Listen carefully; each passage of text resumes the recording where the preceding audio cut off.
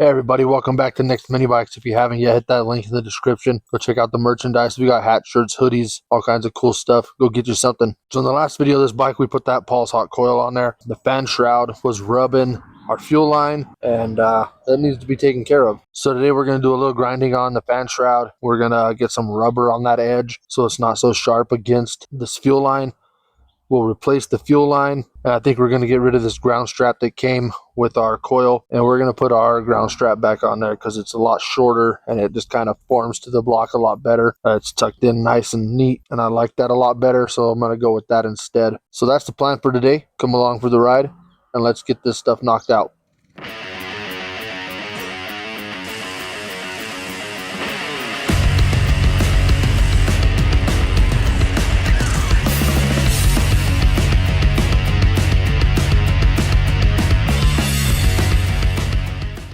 So I already got the fuel tank drained as far as it'll go. I'm going to put this cap back on so don't lose it. Get this shut off just in case there's a little bit left. Get that bike leaned over. We'll get this out of the way. All right, so I'm just going to slide this out the way for a second. And we're just going to take this one bolt off the coil here. And we'll get the other one off of the top of the engine.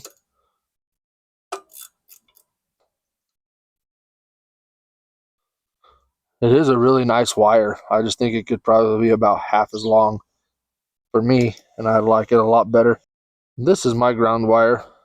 I made it myself out of some battery cable, and it'll do what I want it to do. Let's just figure this out.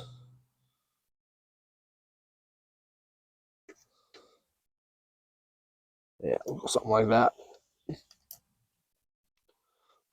Get the top put in.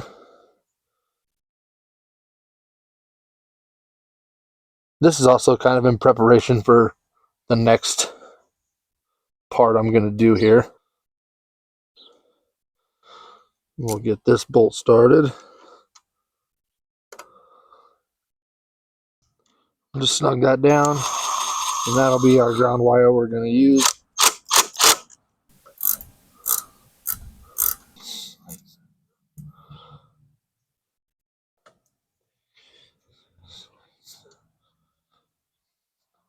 Just like that. It's tucked up against that engine a lot better, I think. I don't know.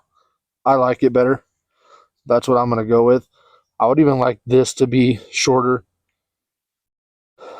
Just it's so long. Could probably take a few inches out of it. I'm not going to deal with that though at the moment, so we'll just leave it like that. Now as far as this goes, I'm just going to cut this, and I'm going to have to go get some fuel line. So I'm just going to cut it right there.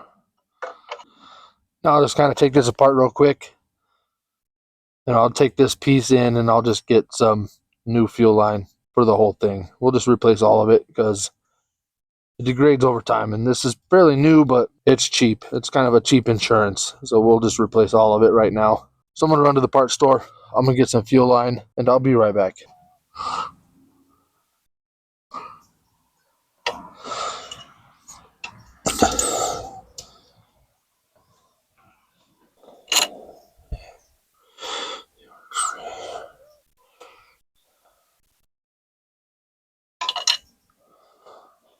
All right, so we got this off, and I like what we had going on here. Just get these clamps off of here.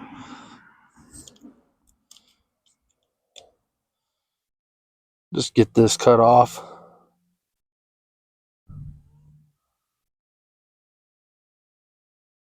That piece off, and I like the setup we got, so I'm just gonna cut this to length for the same length. Might just go just a smidge bit longer, like that. So there's one piece. I'll get this other piece off. It's just easier to cut it than it is to try to get it off of those nipples. Just cut it. Replacing it anyway. It's going in the trash. There's my filter. That one I don't really have a length for, so I think I'll start here. Get our new hose put on there. I clamp all my hose lines because just clamp your fuel lines. The fuel line that I use is automotive fuel line. The stuff you get with your aftermarket carburetors is just so thin. If that would have been on this bike, we would have had a leak for sure. So we got that clamped. We got our hose clamp for under the tank, and I'll just slide that on there.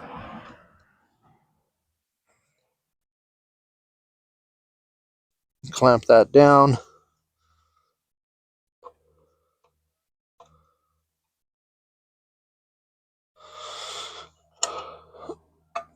Then I'll get my hose put on the other side of the filter.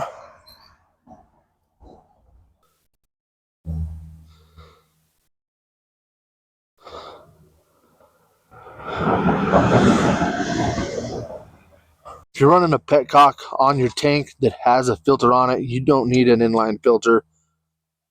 Does it hurt to have it? No, but it's not necessary. I don't have an in-tank filter, so I have to run an inline filter. That's how that's going to work here. I'll just kind of get a length here. About right there. I always cut just a little long. Now I can get my fuel shut off. Same thing, just going to get my clamps off, and I'm going to cut the old hose off. There's one side. We'll get the other side. If I have to tell you razor blades are sharp and to be careful, maybe you shouldn't be playing with razor blades. Just whatever, do you. There's my shut off. Kind of like that fan shroud to be on there before I decide this. Fuel shut off, I'm going to put, we'll say right here.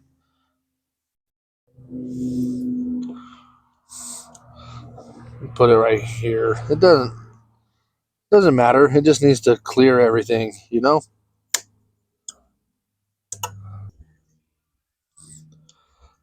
These shutoffs do have a direction of flow, so make sure you check that and set it correctly. And we'll get it put on the carburetor over here.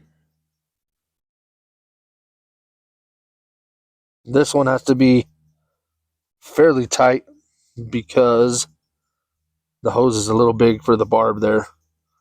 So we'll cinch this one down like our life depends on it. I think we'll just roll with that length for now. Once we get the fan shroud on there, if we don't like it, we'll adjust it. Push that on. Clamp her down. And there's our new fuel line. I think it is a little long. Maybe we don't have to put it under the fan shroud. Maybe it could clamp to the top. But I'm worried about it trying to travel uphill. I'd really like it downhill. And that's why it goes under the fan shroud. So this is our original fan shroud. And it goes right here like that. But our tab here is broken, so we can't mount it there. I got a strip bolt at the bottom. I got inserts coming for that. I don't have any, but they're on their way. So I'm just going to replace this. This right here is where everything right here comes out. So our ground wire, our spark plug wire, and our fuel line all come out of this little section here. I don't know if you can see it, but from here to here is all shined up, like something's been rubbing there. And that's where that fuel line was rubbing. It was just in there going to town, and that just sharpens up and acts like a little knife sooner or later. So that is something we're trying to avoid this time. So this is going away. I got another one on the shelf over there, and it's a Predator one, and it'll do just fine. But I did take a grinder, and I opened up that side right here. This is the original one, and this is the one I'm putting on. I opened this up with a grinder so that we had more space there. So hopefully that fuel line won't rub again. So let's just set this in place and see what it's like. Everything is rubbing along the top of that still. And if I'm being honest, I'm not really comfortable taking more off of there. Kind of just compromises the structural integrity of what little bit of structural integrity we got. So I'm not going to do that.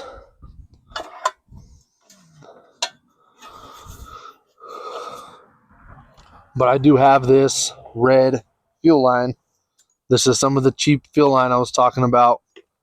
It just super thin, soft rubber. And I'm just going to kind of get an idea of how long of a piece I need. And I'm going to put it around that edge. I'm just going to cut it long. Then I'm just going to slice it open down one side, hopefully.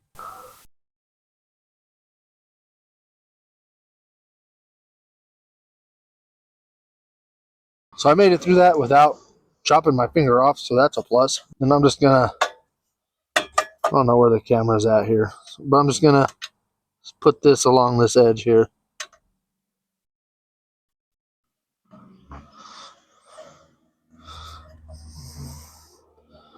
All the way around.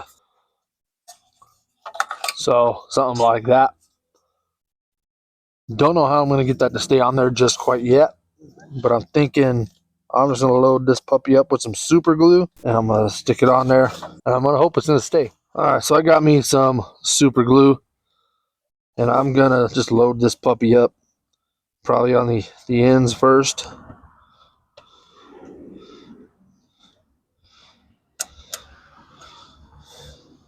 Just going to inject it right in there. Probably going to glue my fingers together, but whatever.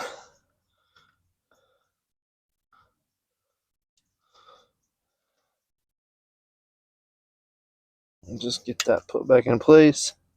See about shooting some more down in there.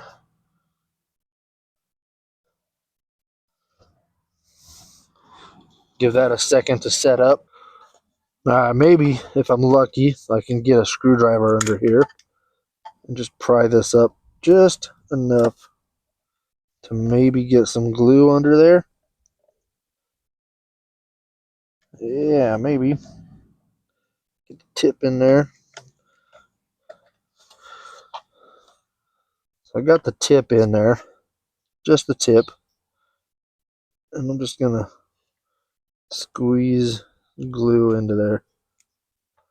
See about maybe this corner here. Yeah. Just shoot more glue in there. Maybe I'll just walk my way up.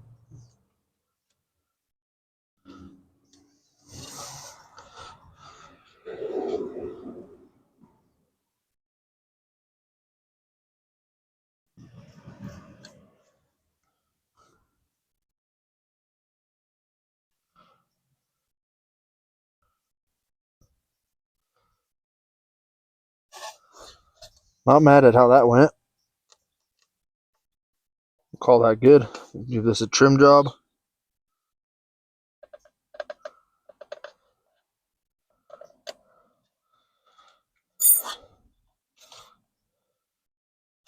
May not be pretty, but as long as it does what we need it to do, it's perfect, right? So we got that glued up. It's still drying, but I think we'll be okay to kind of put it up here and see what we think. Kind of thinking maybe this fuel line doesn't even have to be under the shroud. It could sit on the top here. We could clamp it here somehow, but I want that fuel line to have a downward angle somewhat. Yeah, I think I like it underneath. There's no right or wrong way. I mean, whatever works best for what you got going on is what you want, you know? So we can just kind of play around. And yeah, I think that's how we're gonna roll with that. So that's that. I like the way that ended up. I like this. I like how that fan shroud fits. And I think that's gonna be it. So I'm not gonna bolt that fan shroud up. I'm gonna wait for my thread insert to come in. It should be here tomorrow. I'll get this hole down here fixed, and then we'll be able to bolt that fan shroud on. Then we'll be looking a lot better. So one last thing I want to deal with today before we call it is I'm going to change out these bolts here back to studs. We're having issues with these backing out on us, and I think studs will just stop that from happening altogether. We'll get one off of there.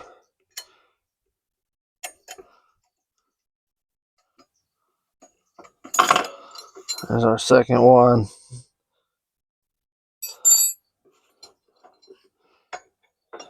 Let's get that out of the way. And as you can see, that bolt kept backing out, and we just got dirty everywhere there. Don't think I have a new exhaust gasket, unfortunately. So we'll just stick with the one we got, I guess.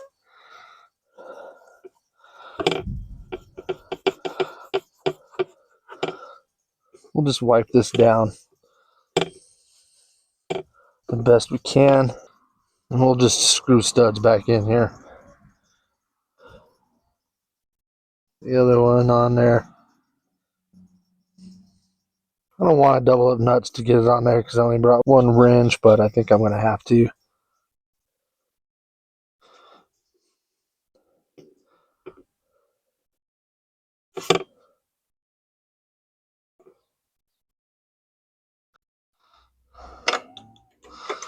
So we'll just tighten these two nuts together.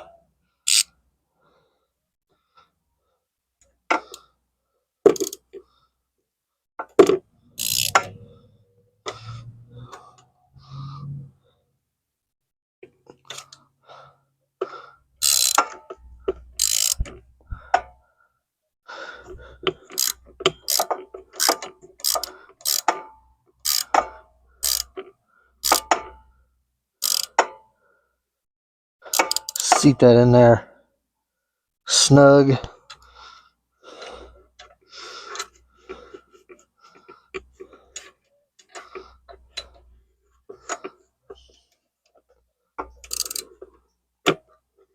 Take these nuts off and we'll do the same to the other side.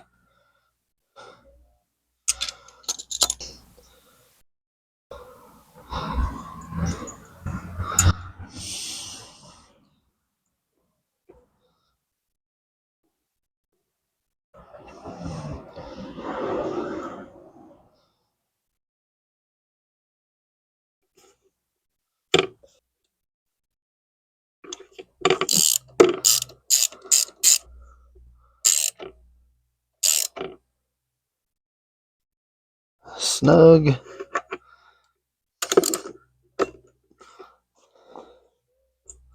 And those studs are reinstalled.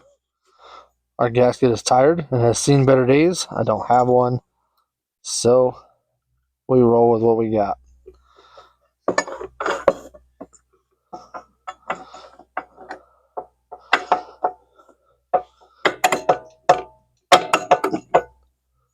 New lock washers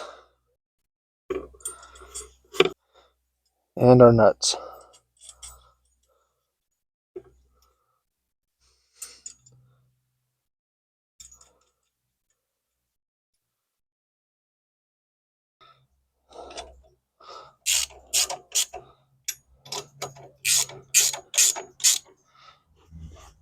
Putting a new gasket in there would have been a good idea, but I don't have one, so we're not.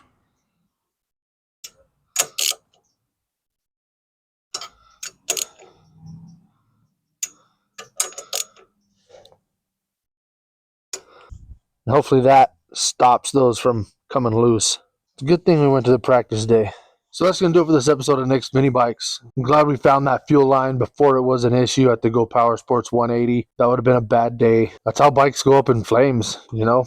Just rub through that fuel line, and next thing you know, you got a ball of flames between your legs, and all you can think about is getting off and cooling yourself off, if you know what I mean. I've never had it happen to me. I've seen videos, and I don't want that to ever happen to me or anybody riding any of my bikes. I don't like using the cheap fuel lines that come with carburetor kits from Amazon and stuff. That stuff is so thin and you could break it just by pulling it apart. I usually always switch over to automotive fuel line. And that right there was a good example of why. So make sure you like, share, comment, and subscribe. It's free for you and it helps us out. We appreciate you watching, and we'll catch you on the next one.